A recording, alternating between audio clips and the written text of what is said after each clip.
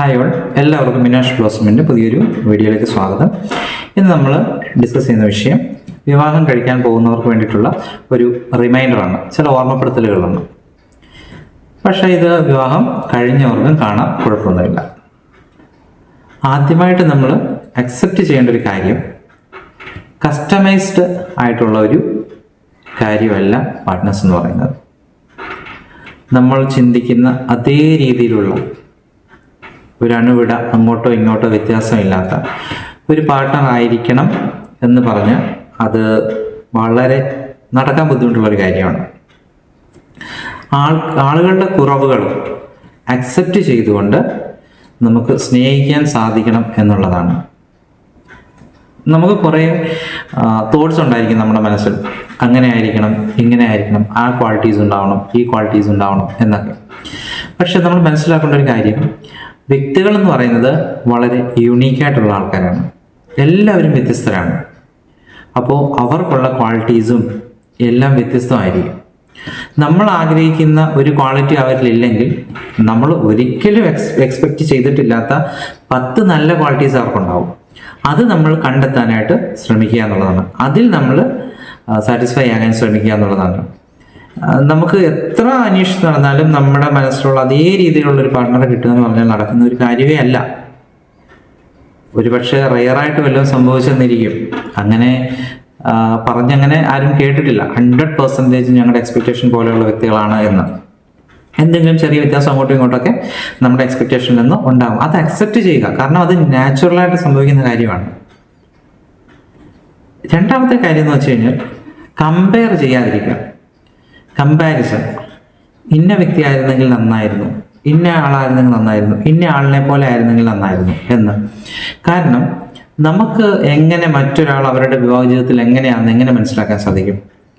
ഇപ്പോൾ നമ്മുടെ ഒരു സുഹൃത്ത് നമ്മളോട് പറയുവാണ്, നീ ആണ് ഈ ലോകത്തിലെ ഏറ്റവും നല്ല വ്യക്തി എന്ന് പറഞ്ഞാൽ നമ്മുടെ പാർട്ട്ണർക്ക് ആ അഭിപ്രായം ആയിരിക്കണമെന്നില്ല. കാരണം എന്താണെന്ന് ചോദിച്ചു കഴിഞ്ഞാൽ, ഒരു വ്യക്തി, ഒരു ഫ്രണ്ട് നമ്മളെ കാണുന്നത് അല്ലെങ്കിൽ മനസ്സിലാക്കുന്നത് ആ സുഹൃത്ത് എന്നുള്ള ആ റോളിൽ നിന്നാണ് മനസ്സിലാക്കുന്നത്. പക്ഷേ ഒരു പാർട്ട്ണർക്ക് മാത്രമേ, ഇപ്പോൾ ഭാര്യയ്ക്ക് മാത്രമേ ഒരു ഭർത്താവ് എന്ന വ്യക്തി അല്ലെങ്കിൽ ഭർത്താവ് എന്ന റോളിൽ അദ്ദേഹം എത്രത്തോളം സക്സസ് ആണ് അല്ലെങ്കിൽ എത്രത്തോളം നല്ലതാണ് എന്ന് ഭാര്യയ്ക്ക് മാത്രമേ പറയാൻ പറ്റുള്ളൂ. അതുപോലെ തന്നെ ഭർത്താവിന് മാത്രമേ പറയാൻ പറ്റുള്ളൂ ഭാര്യ എത്രത്തോളം നല്ല ഒരു വ്യക്തിയാണ് ഭാര്യ എന്ന റോളിൽ. കാരണം ഈ 2 പേർക്ക് മാത്രമേ അത് ഐഡന്റിഫൈ ചെയ്യാൻ പറ്റുള്ളൂ. അപ്പോൾ നമുക്ക് അടുത്ത വീട്ടിലെ ആ പാർട്ട്നേഴ്സ്, അടുത്ത വീട്ടിലെ ഭാര്യ അല്ല അടുത്ത വീട്ടിലെ ഭർത്താവ്, അവര് വളരെ കെയറിങ് ആണ്. പക്ഷെ നമ്മൾ അവരെ കാണുന്നത് 1 മണിക്കൂറോ അല്ല 2 മണിക്കൂറോ മാത്രമാണ് കാണുന്നത്. അത് മാത്രമല്ലല്ലോ ജീവിതം. നമ്മൾ ഒരു നൈബർ എന്ന നിലയിലായിരിക്കും, നൈബർ എന്ന റോളിലായിരിക്കും നമ്മൾ അവരെ വിലയിരുത്തുന്നത്. അപ്പോൾ ഒരു കാരണവശാലും നമ്മുടെ പാർട്ട്ണറെ നമുക്ക് മറ്റൊരാളുമായിട്ട് കമ്പയർ ചെയ്ത് മനസ്സിലാക്കാനോ കമ്പയർ ചെയ്യാനോ പാടില്ല. കമ്പയർ ചെയ്താൽ അത് പരസ്പരം ഹേർട്ട് ചെയ്യാനും ആ ഒരു ലൈഫ് സ്പോയിലായി പോകാനും വളരെയധികം സാധ്യതയുണ്ട്. അപ്പോൾ ആദ്യം പറഞ്ഞതുപോലെ കുറവുകളോടുകൂടി തന്നെ അക്സെപ്റ്റ് ചെയ്യാൻ ശ്രമിക്കുക. കാരണം നമ്മുടെ പാർട്ട്ണർ എങ്ങനെ ആയിരിക്കണമെന്ന് ചിന്തിക്കുമ്പോൾ ഒരുപക്ഷെ അവർക്കും ഉണ്ടായിരിക്കുമല്ലോ അത്തരം ചിന്തകൾ, പരസ്പരം ഉണ്ടാവും. ഇത് പരസ്പരം മനസ്സിലാക്കുക. ഞാൻ ഉദ്ദേശിച്ച ക്വാളിറ്റി ഓപ്പോസിറ്റ് ഉള്ള ആളില്ലെങ്കിൽ ഞാൻ മനസ്സിൽ പോലും വിചാരിക്കാത്ത 100 ക്വാളിറ്റീസ് അവർക്ക് ഉണ്ടായിരിക്കും. അത് മനസ്സിലാക്കുക. പിന്നെ വേറൊരു കാര്യം എന്ന് വെച്ചാൽ, നമ്മൾ കമ്പയർ ചെയ്യുന്ന ഫ്രണ്ട്സിനെ വെച്ച് കമ്പയർ ചെയ്യാതിരിക്കുക. പിന്നത്തെ ഒരു കമ്പാരിസൺ എന്ന് പറഞ്ഞാൽ, ഓൾമോസ്റ്റ് നമുക്കറിയാം പ്രസൻറ്റ് എല്ലാവരും ഒരു റിലേഷനിലൊക്കെ, ഓൾമോസ്റ്റ് ആളുകളൊക്കെ വിവാഹത്തിന് മുമ്പ് ഒരു ചെറിയ റിലേഷൻഷിപ്പൊക്കെ ഉണ്ടാവാൻ സാധ്യതയുണ്ട്. അത് വെച്ച് ഒരിക്കലും പാർട്ട്ണറെ കമ്പയർ ചെയ്യാൻ ശ്രമിക്കരുത്. അത് അട്ടർ ഫ്ലോപ്പായി പോകും. കാരണം എന്താണെന്ന് ചോദിച്ചാൽ, ഓൾറെഡി ഞാനത് എക്സ്പ്ലെയിൻ ചെയ്തു.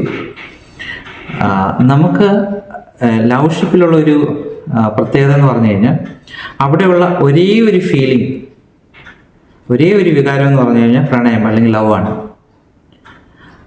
അപ്പോൾ നമ്മൾ ആ ഒരു പ്രണയത്തിൻ്റെ മൂർധന്യാവസ്ഥയിൽ നിൽക്കുന്ന വ്യക്തികളെ സംബന്ധിച്ച് പറഞ്ഞാൽ, എത്ര തെറ്റ് ചെയ്താലും അതൊക്കെ ക്ഷമിക്കാനുള്ള ഒരു കഴിവും അല്ലെങ്കിൽ നമ്മളത് ക്ഷമിക്കാനുള്ള കാരണങ്ങൾ നമ്മൾ കണ്ടെത്തും. പക്ഷേ ഫാമിലി ലൈഫിലേക്ക് വരുമ്പോൾ നമ്മൾ ഫേസ് ചെയ്യുന്ന ഫീലിങ്സ് പലതാണ്. കാരണം ലവ് എന്ന് പറയുന്ന ഒരു ഫീലിംഗ് മാത്രമല്ല അവിടെ ഉള്ളത്. അപ്പോൾ അവിടെ ടെൻഷൻസും കാര്യങ്ങളും ഉണ്ട്, റെസ്പോൺസിബിലിറ്റീസ് പലതും ഉണ്ട്. അങ്ങനെയൊക്കെ വരുമ്പോഴത്തേക്കും നമുക്ക് പ്രണയത്തിലുണ്ടായിരുന്ന ആ ഒരു ഫീലിംഗ് മാത്രമായിരിക്കത്തില്ല നമ്മുടെ മാരീഡ് ലൈഫിൽ ഉണ്ടാകുന്നത്. ആ ഒരു ഡിഫറൻസ്, മാരീഡ് ലൈഫ് വേറെയാണ്, നമ്മുടെ പ്രണയകാലം എന്ന് പറയുന്നത് വേറെയാണ്. കാരണം എൻവയോൺമെൻറ്റ് രണ്ടും ഡിഫറെൻ്റ് ആണ്, അത് മനസ്സിലാക്കണം. അതുകൊണ്ട് നേരത്തെ സ്നേഹിച്ചിരുന്ന ഒരു വ്യക്തിയെ ആണ് നല്ലത് എന്ന് ഒരു കാരണവശാലും നമുക്ക് ചിന്തിക്കാൻ സാധിക്കത്തില്ല. ഒരു കാരണവശാലും അങ്ങനെ ചെയ്യാൻ പാടില്ല. ചെയ്താൽ നിങ്ങൾ തന്നെ വറീഡ് ആവും, നിങ്ങൾ തന്നെ ഒരു ഡിപ്രഷനിലേക്ക് പോകാനുള്ള സാധ്യത മാത്രമേ ഉള്ളൂ. ഇതാണ് എൻ്റെ ലൈഫ് എന്ന് അക്സെപ്റ്റ് ചെയ്യുക. പഴയത് കഴിഞ്ഞു. എന്നാൽ മാത്രമേ അത്തരത്തിലുള്ള ഒരു ബുദ്ധിമുട്ടിൽ നിന്ന് നിങ്ങൾക്ക് മുന്നോട്ട് പോകാനായിട്ട് സാധിക്കത്തുള്ളൂ. അടുത്തത് നമ്മൾ മനസ്സിലാക്കേണ്ട ഒരു കാര്യം, നമ്മളെ പോലെ തന്നെ എസ്പെഷ്യലി ഇപ്പം ജെൻസിനെ സംബന്ധിച്ച് പറഞ്ഞു കഴിഞ്ഞാൽ ലൈഫിലേക്ക് വരുന്ന ആ പെൺകുട്ടി നമ്മളെപ്പോലെ തന്നെ ചിന്തകളും വികാരങ്ങളും ഒക്കെ ഉള്ള ഒരു വ്യക്തിയാണ്, ഒരു മനുഷ്യജീവിയാണ്. നമ്മൾ വളർന്നു വന്നതുപോലെ തന്നെ ഒരച്ഛൻ്റെയും അമ്മയുടെയും കീഴിൽ ഒരു ഹ്യൂമൻ ബീങ് ആയിട്ട് വളർന്നു വന്ന വ്യക്തിയാണ്. അങ്ങനെ വരുമ്പോൾ നമുക്കുള്ള അതേ ചിന്തകളും നമുക്കുള്ള അതേ ആഗ്രഹങ്ങളും അവർക്കും ഉണ്ട്. തീർച്ചയായിട്ടും അവർ സ്വതന്ത്രരാണ് എന്ന ചിന്ത നമുക്ക് വേണം. അനാവശ്യമായ നിയന്ത്രണങ്ങൾ, അനാവശ്യമായ ദേഷ്യപ്പെടലുകൾ, കാരണം അവർ ടോട്ടലി ഇൻഡിപെൻഡൻ്റ് ആയിട്ടുള്ള ഒരാളാണ്. രണ്ട് ലിംഗത്തിൽപ്പെട്ട ആളുകളാണെന്നേ ഉള്ളൂ, പുരുഷനും സ്ത്രീയും. പക്ഷെ അവർക്കുള്ള തോട്ട് പ്രോസസ്സിങ്ങും നമുക്കുള്ള പോലൊക്കെ തന്നെയാണ്. അവരും സമൂഹത്തിൽ മറ്റുള്ളവർക്ക് കിട്ടുന്ന അതേ പരിഗണന കിട്ടാൻ ആഗ്രഹിക്കുന്നവരാണ്. അടുത്തതായിട്ട് നമ്മൾ പരമപ്രധാനമായിട്ട് മനസ്സിലാക്കേണ്ട ഒരു കാര്യം, നമ്മുടെ ലൈഫിലേക്ക് വരുന്ന ആ പെൺകുട്ടി അവരും നമ്മളെപ്പോലെ തന്നെ ജനിച്ച് ഒരച്ഛൻ്റെ അമ്മയുടെയും കീഴിൽ വളർന്ന് നമ്മളെപ്പോലെ തന്നെ സ്നേഹവും കെയറും ഒക്കെ കിട്ടി ഒരു ഹ്യൂമൻ ബീയിങ് തന്നെയാണ്, മനുഷ്യർ തന്നെയാണ്. പിന്നെ രണ്ട് ലിംഗത്തിൽപ്പെട്ടവരാണ്, പുരുഷനെന്നും സ്ത്രീയെന്നും. അതുകൊണ്ട് അവർക്ക് ഇക്വാലിറ്റി വേണ്ട എന്നോ അല്ലെങ്കിൽ അവർ നമ്മളുടെ കീഴിലുള്ളവരാണെന്നോ ഉള്ള ഒരു തോന്നൽ ഒരിക്കലും നമ്മുടെ മനസ്സിൽ ഉണ്ടാവേണ്ട ആവശ്യമില്ല. ഇപ്പോൾ നമ്മളിപ്പോൾ ഓഫീസിൽ വർക്ക് ചെയ്യുന്നവരാണ്, നമ്മൾ എന്തെങ്കിലും ജോലികൾ വർക്ക് ചെയ്യുന്നവരാണ്. അപ്പോൾ നമ്മുടെ സുപ്പീരിയേഴ്സ് എന്തു പറഞ്ഞാലും നമ്മളോട് ദേഷ്യപ്പെടുക, വളരെ കർക്കശമുള്ള മുഖത്തോടു കൂടി ആയിരിക്കുക. നമുക്ക് എത്രത്തോളം ഡിസ്കംഫേർട്ട് അവിടെ അനുഭവപ്പെടും. ഇപ്പോൾ ഒരു പെൺകുട്ടി ഒരാളുടെ ജീവിതത്തിലേക്ക് കടന്നു വരിക എന്ന് വെച്ചാൽ ടോട്ടലി പുതിയൊരു അന്തരീക്ഷത്തിലേക്ക് വരികയാണ്. ആരും പരിചയമുള്ള ആളുകളല്ല. അങ്ങനെ ഒരു സാഹചര്യത്തിലേക്ക് വരുമ്പോൾ ആരെ മുന്നിൽ കണ്ടുകൊണ്ടാണോ വന്നത് അവർ കൂടെ ഒരു ദേഷ്യപ്പെട്ടു അല്ലെങ്കിൽ കെയർ ഇല്ലാത്ത ഒരു രീതിയിലാണ് സംസാരിക്കുന്നതെങ്കിൽ തീർച്ചയായിട്ടും അവരുടെ ഒരു ഫീലിംഗ് നമുക്ക് മനസ്സിലാക്കാനായിട്ട് സാധിക്കണമെന്നുള്ളതാണ്. അവരൊരു ഹ്യൂമൻ ബീയിങ് ആണ്. നമ്മളെപ്പോലെയുള്ള തോട്ട് പ്രോസസ്സിങ്ങും കാര്യങ്ങളും ഒക്കെ അവർക്കും ഉണ്ട്. നമ്മളെപ്പോലെ തന്നെ സ്വതന്ത്രരായി നടക്കാൻ അവരും ആഗ്രഹിക്കുന്നു. ഇന്ന് പല സ്ത്രീകളും വിവാഹം വേണ്ട എന്നൊരു തീരുമാനത്തിലേക്ക് എത്തുന്നതിന് കാരണം സ്വാതന്ത്ര്യമില്ലായ്മ എന്നുള്ളത് തന്നെയാണ്. ഇപ്പോൾ നമ്മൾ കുറേ വീഡിയോസൊക്കെ എടുത്ത് നോക്കുവാണെങ്കിൽ തന്നെ അതിൽ വരുന്ന പല കമൻസിലും പറയുന്ന ഇതാണ്, ഞങ്ങൾക്ക് അങ്ങോട്ട് തിരിയാൻ പറ്റത്തില്ല, ഇങ്ങോട്ട് തിരിയാൻ പറ്റത്തില്ല, അത് ചെയ്യാൻ പറ്റത്തില്ല, ഇത് ചെയ്യാൻ പറ്റത്തില്ല, അല്ലേ? നമ്മൾ സ്വാതന്ത്ര്യം തന്നെ അമൃതം, സ്വാതന്ത്ര്യം തന്നെ ജീവിതം, പാരതന്ത്ര്യം മാനികൾക്ക് മൃതിയേക്കാൾ ഭയാനകം എന്ന് പറഞ്ഞതുപോലെ സ്വാതന്ത്ര്യമാണ് നമുക്ക് ഏറ്റവും അത്യാവശ്യമായിട്ട് വേണ്ടത്. എന്ന് വെച്ച് കഴിഞ്ഞാൽ എന്ത് മോശം കാര്യങ്ങൾ ചെയ്യാനുള്ള സ്വാതന്ത്ര്യം എന്നുള്ളതല്ല, ഒരു ഹ്യൂമൻ ബീയിങ് എന്ന നിലയിൽ അവർക്ക് വേണ്ട പരിഗണന തീർച്ചയായിട്ടും കൊടുക്കുക എന്നുള്ളതാണ്. അത്തരത്തിലുള്ളൊരു മാനസികാവസ്ഥ വിവാഹം കഴിക്കുന്നതിന് മുമ്പ് തന്നെ സൃഷ്ടിക്കുക എന്നുള്ളതാണ് നമുക്ക് ചെയ്യാൻ പറ്റുന്ന ഏറ്റവും നല്ല ഒരു കാര്യം. പിന്നെ ഇതെല്ലാം സ്മൂത്തായിട്ട് മുന്നോട്ട് പോകണമെന്നുണ്ടെങ്കിൽ ഒരു ഓപ്പൺ കമ്മ്യൂണിക്കേഷൻ നമുക്കവിടെ വേണം. ഏതൊരു ബന്ധത്തിൻ്റെ അടിസ്ഥാനം എന്ന് പറയുന്നത് അല്ലെങ്കിൽ ആ ഒരു കമ്മ്യൂണിക്കേഷനാണ് അവിടെ ഒരു ബോണ്ടിങ് ഉണ്ടാക്കി കൊടുക്കുന്നത്. അത് പരിചയപ്പെടുന്ന ദിവസം മുതൽ, അല്ലെങ്കിൽ നമ്മളൊരു വിവാഹ ജീവിതത്തിലേക്ക് എത്താൻ പോകുന്നു എന്ന ഒരു തീരുമാനത്തിന് ശേഷം മുതൽ നല്ലൊരു കമ്മ്യൂണിക്കേഷൻ ഉണ്ടാക്കിയെടുക്കാനായിട്ട് ശ്രമിക്കണം.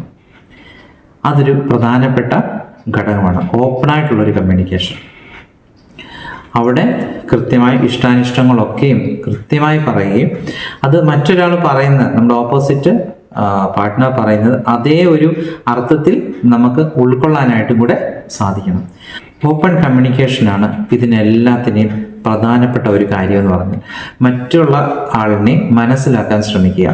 അവർ പറയുന്ന അതേ അർത്ഥത്തിൽ നമുക്ക് അവരുടെ ഭാഗത്ത് നിന്ന് ചിന്തിക്കാൻ സാധിക്കുക. അതേപോലെ തന്നെ ഒരു ഫാമിലിയുടെ എത്തിക്സ് അത് നിലനിർത്തി മുന്നോട്ട് കൊണ്ടുപോകാൻ വേണ്ടിയിട്ട് രണ്ട് ഭാഗത്തു നിന്നും ഉള്ള ശ്രമം ഉണ്ടാവണം. രണ്ട് ഭാഗത്തുള്ളവരും എങ്ങനെ അത് മുന്നോട്ട് കൊണ്ടുപോകണം എന്നുള്ളതിനെക്കുറിച്ച് ചിന്തിക്കണം. കൂടുതലും തുറന്ന് സംസാരിക്കുന്നത് അവരുടെ ഭാഗത്തു നിന്ന് ചിന്തിക്കാൻ സാധിക്കുക. അതുപോലെ തീരുമാനങ്ങൾ, ജീവിതത്തിലെ തീരുമാനങ്ങൾ സ്വന്തമായി ഭാര്യയും ഭർത്താവും സ്വന്തമായി അവർ രണ്ടുപേരും കൂടി ആലോചിച്ച് തന്നെ തീരുമാനങ്ങൾ എടുക്കുക. മൂന്നാമതൊരാളെ അതിലേക്ക് ഉൾപ്പെടുത്താൻ ശ്രമിക്കാതിരിക്കുക. ഇത്തരം ചെറിയ ചെറിയ കാര്യങ്ങൾ നിങ്ങൾ ഓൾറെഡി മനസ്സിൽ കണക്ക് കൂട്ടിയിട്ട് വേണം ഒരു വിവാഹ ജീവിതത്തിലേക്ക് കിടക്കാനായിട്ട്. അങ്ങനെയാണെങ്കിൽ നമുക്ക് വളരെ നല്ല ഒരു വിവാഹ ജീവിതം മുന്നോട്ട് കൊണ്ടുപോകാനായിട്ട് സാധിക്കും. ഇത്തരം ചെറിയ ചെറിയ കാര്യങ്ങളിൽ നമുക്ക് ശ്രദ്ധിക്കാൻ സാധിക്കുമെങ്കിൽ വളരെ മനോഹരമായിട്ടൊരു ലൈഫ് ഉണ്ടാക്കിയെടുക്കാനായിട്ട് സാധിക്കും. അങ്ങനെ വിവാഹം കഴിക്കാൻ പോകുന്ന നിങ്ങൾക്ക് വളരെ നല്ലൊരു പാർട്ണറെ ലഭിക്കട്ടെ, വളരെ സന്തോഷകരമായ ഒരു ജീവിതം മുന്നോട്ട് കൊണ്ടുപോകാൻ സാധിക്കട്ടെ എന്ന് ആശംസിക്കുന്നു, പ്രാർത്ഥിക്കുന്നു. അപ്പോൾ നമ്മുടെ വീഡിയോ ഇഷ്ടപ്പെടുവാണെങ്കിൽ തീർച്ചയായിട്ടും ഒന്ന് സബ്സ്ക്രൈബ് ചെയ്ത് വയ്ക്കുക. നിങ്ങളുടെ സുഹൃത്തുക്കൾക്കൊക്കെ ഒന്ന് ഷെയർ ചെയ്ത് കൊടുക്കുക.